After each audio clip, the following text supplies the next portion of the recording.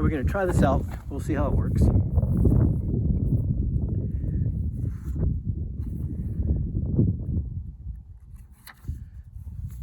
I'm going to read to you today, friends, a Robert Service poem called The Shooting of Dan McGrew.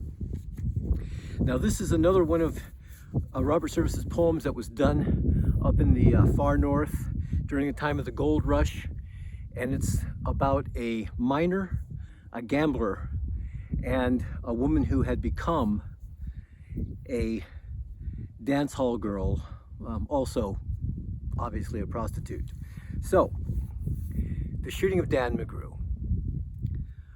A bunch of the boys were whooping it up in the Malamute Saloon. The kid that handles the music box was hitting a jagtime tune. Back of the bar in a solo game sat Dangerous Dan McGrew.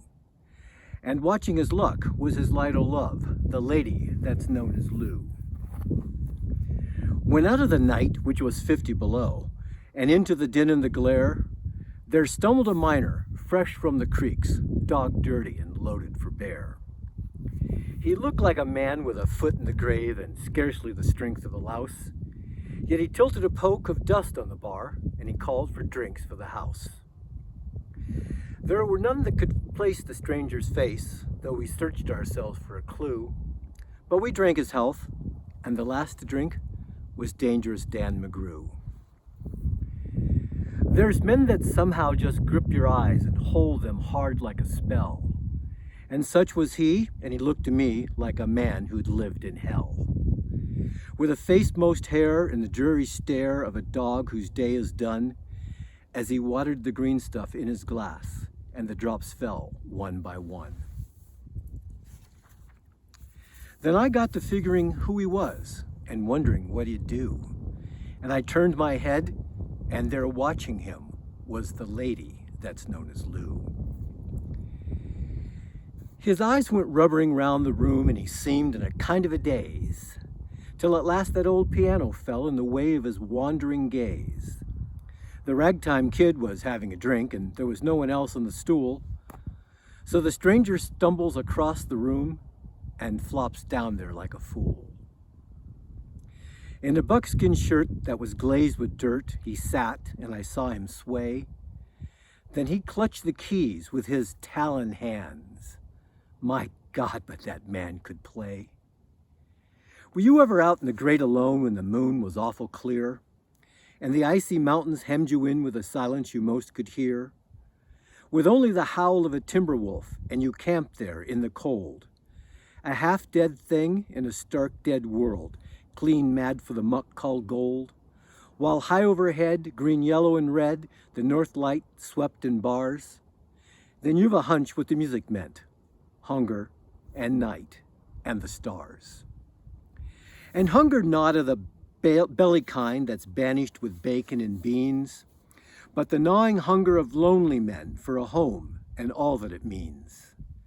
For a fireside far from the cares that are, 4 walls and a roof above, but oh, so crammed full of cozy joy and crowned with a woman's love. A woman dearer than all the world and true as heaven is true. God, how ghastly she looked through her rouge, the lady that's known as Lou. Then on a sudden, the music changed, so soft that you scarce could hear. But you felt that your life had been looted clean of all that it once held dear. That someone had stolen the woman you loved, that her love was the devil's lie, that your guts were gone, and the best for you was to crawl away and die. 'Twas the crowning cry of a heart's despair, and it thrilled you through and through. I guess I'll make it a spread misere, said Dangerous Dan McGrew. The music almost died away.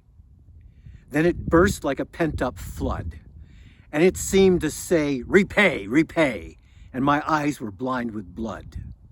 The thought came back of an ancient wrong, and it stung like a frozen lash, and the lust awoke to kill, to kill. Then the music stopped with a crash. And the stranger turned, and his eyes they burned in a most peculiar way. In a buckskin shirt that was glazed with dirt he sat, and I saw him sway.